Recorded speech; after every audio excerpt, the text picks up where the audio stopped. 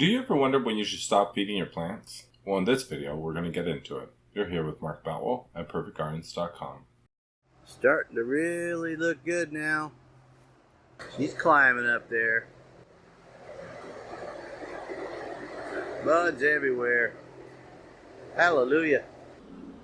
Question from Jose. Can I add CalMag last few weeks of flower, or should I let it ride out? And a comment from Old Irish number 27. Personally, I wouldn't. The almost home period, last few weeks, should be written out, but maybe you should try one plant and see what happens. I understand where Old Irish is coming from. You know, when you're getting to the end of your harvest and your flowers are starting to bulk up, then you start to see some type of deficiency. Do you really want to get outside the box of what you know and start to try new things? And I get it. It's scary. At the end of the day, you end up grabbing something off the shelf, try it out, and ends up doing something else to your plants that could end up being a slippery slope. One of my clients saw aphids in his grow room, root aphids specifically, and everyone has some type of Achilles heel. Root aphids, for me, it's like my Achilles heel. I recommended him to go out and get a pesticide. Not a heavy-duty pesticide, just essential oils pesticide. And the one they had at the store ended up turning his plant stems purple and changing the plants. Thank goodness it was early on in veg and the plant grew out of the consequence of putting in that pesticide. Although, just think if that was a problem weeks 5, 6, or 7 and the same situation happened, it could have totally just destroyed the crop. Where the although comes in is if you start to see your plants have some type of plant deficiency and you allow the problem to keep getting worse and worse to the point where you doing something could create a problem and then you not doing something could create a problem. Just to give you a little bit more timeline though, is these plants can recover from almost complete death within about 11 days. You guys have probably already seen the video I show all the time with the comparisons with one of my clients where his plants, he reached out to me, his plants were totally wilted, down, dead, dehydrated, all yellow. Within the 11th day, they were back up to being beautiful, lush green plants, and to the point where they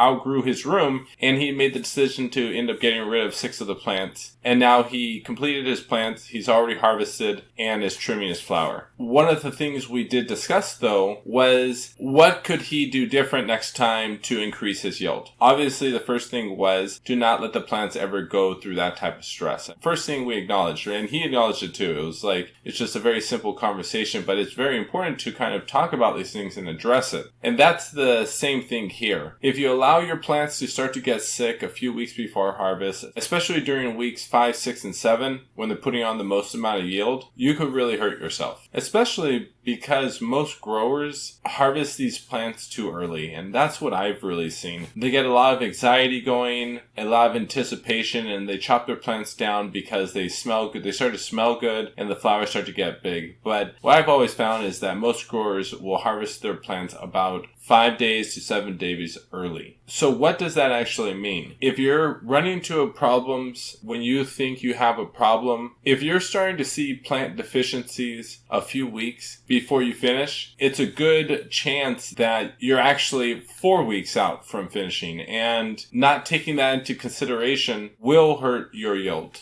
Old Irish number 27 is probably also thinking about the salt builds up and making your product harsher and a little less desirable to consume. You've also, again, kind of shot yourself in the foot because you're not giving them enough food to max out their potential. If you're in this game for the long term, what I personally would recommend is keep feeding all the way up till, let's say, 3 or 4 days before you think you should harvest. Then if you get product back that doesn't have a white ash, then in your next harvest, after you've taken really good notes of how long you've actually been in flowering and harvesting, I'd break it back another 2 or 3 days. And then I would continue to keep repeating this process every harvest until you really perfect the amount of time it takes to remove all the synthetic fertilizer you're using, if you are using that, from your grow. Because it's important that you get to know your fertilizer line. It's kind of like a tool. You have to understand it. And when you have a relationship with the plants and you're able to listen to them when they're talking to you, and you understand how your tools work in your grow room, you'll be able to leverage your tools to maximize your plants. An additional way to know when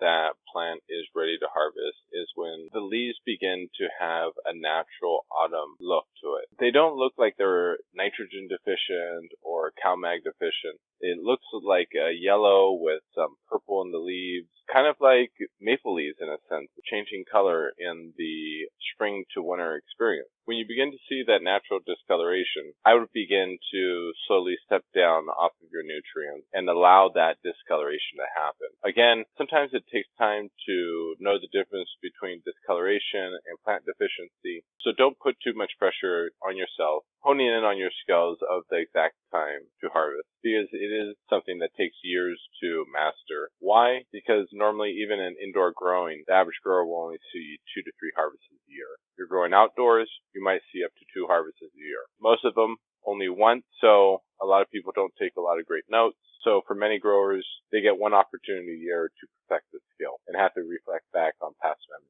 And last but not least, like so many of us, we're also in business. There's always a few friends that need a little bit of medicine, and you're going to get paid on your yield. Not properly flushing your plants will not be noticed until after they consume the product. It won't affect the cosmetic look, unless obviously you're nuking your plants and they're being burned. So to answer your question, I would add your CalMag, fix your problem, and get closer to the end of your harvest before you cut out your nutrients. Jose, if you haven't checked out my other products about minerals and the importance of trace minerals, I highly recommend to do so, or check out my water list playlist. I always talk about trace minerals with Drops of Balance. Thank you so much. Please like, share, and subscribe. Have a great grow, everyone.